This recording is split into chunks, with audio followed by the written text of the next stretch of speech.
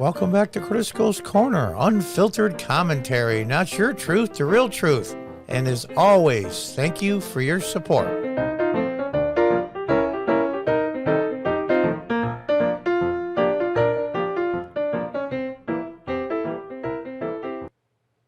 Hi folks, welcome back. The New York Post. Biden caught on hot mic calling Peter Doocy of Fox News a stupid son of a bitch for asking about inflation. Yeah.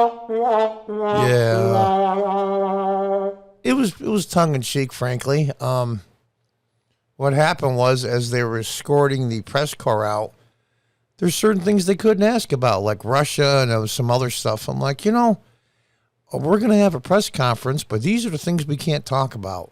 I mean, if Trump did that, that would be insane. Insane. So on the way out, Peter Doocy flippantly said, can we talk about inflation then? Since there's a lot of other stuff we can't talk about. And he basically said, I think it's pretty accurate. He said, well, is an inflation an asset for the midterm elections? It was snarky, but he was trying to make a point like, how can you have a press conference without asking about substantial matters? And it's just amazing to me. Let's watch it first. Will you take questions on inflation then? Do you think inflation is a political liability? That's a great asset. More inflation. What a stupid son of a bitch. Will you take questions on inflation then? Do you think inflation is a political liability? That's a great asset. More inflation. What a stupid son of a bitch. No. To me, it's not that big of a deal, to be honest with you. But here's the thing. This guy ran on civility and how ridiculous and off the hook Trump was and what an ass he was and how uncivil and blah, blah, blah, blah, blah. Should that matter? No. Is it nicer? Yeah. Let's read on. President Biden called Fox News White House correspondent Peter Doocy a stupid son of a bitch Monday after he asked Biden about soaring inflation. Do you think inflation is a political liability? No, it's a great asset. More inflation. What a stupid son of a bitch. The president's vulgar insult was cut from the White House video feed, but was audible on video streamed by C-SPAN. Dooley's question about inflation came after a Fox News poll released Sunday found 85% of Americans are worried about inflation, which hit a 40-year high of 7% in December. When the five co-host Jesse Waters joked with Doocy shortly after Biden lost his temper, I think the president's right. You are a stupid SOB, the correspondent deadpan. Yes, nobody has fact-checked him yet and said it's not true. He was kidding around. Jesse's a ball buster. But he defended his question on the merits moments later in a different TV appearance. In a remote setup for special report, host Brett Baer, Dooley, the son of Fox and Friends morning host Steve Doocy explained he didn't want to take any questions off topic. He was at an event about inflation, so I asked about one on inflation. It's rare for a president to call someone a son of a bitch, especially their face. Former President Donald Trump drew sustained negative coverage in 2017 for using the term to refer to NFL players who refuse to stand for the national anthem. That's not so outrageous. And I don't think what Biden said is so outrageous. Monday's outburst was the latest in a lengthy series of Biden jabs at the media. I think they've been so good. They got this guy elected. Be happy with that. All of a sudden now some of them are beginning to do their jobs and he doesn't like it. Just before Biden attacked Doocy, he chided a different reporter for asking him about fears that Russia might invade Ukraine, rather than the gathering stated focus on lowering prices. So we're going to set the agenda here. You guys are all reporters, or at least theoretically, from all these different media outlets. And what we're going to do, we're only going to talk about one topic and one topic only, because I said so. I mean, come on. If Trump had pulled that, they wouldn't have paid any attention. They would have been a lot less civil than they are now.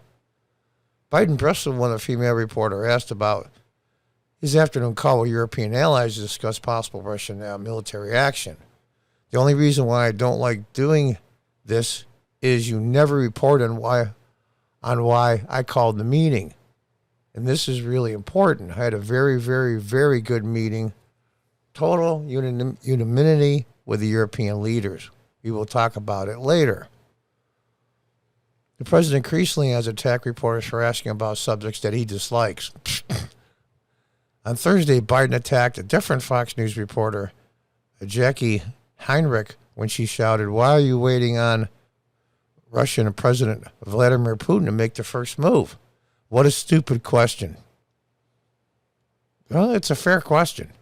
Senator Marsha Blackburn tweeted after that remark, "This is extremely sexist and uncalled for." Jackie Binrich is a well-prepared, smart reporter, and Biden should apologize immediately. It was a stupid question, tweeted Brett Burren, a White House advisor to Barack Obama. It's a really important one. We continue to follow Putin, set the terms, timeline, and trajectory of the crisis. It's time we stop being so reactive and start creating some of our own conditions. It's amazing.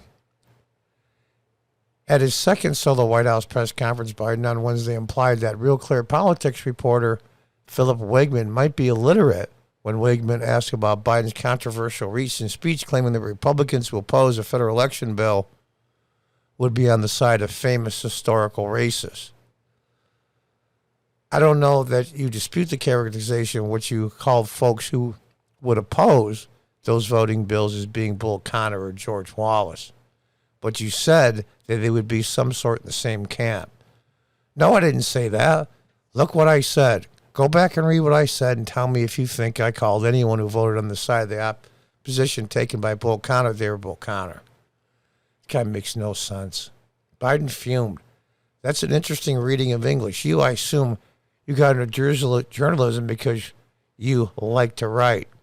Trump routinely bashed fake news or third-rate reporters and contended that some were the enemy of the people, offering sparing significant condemnation of his remarks.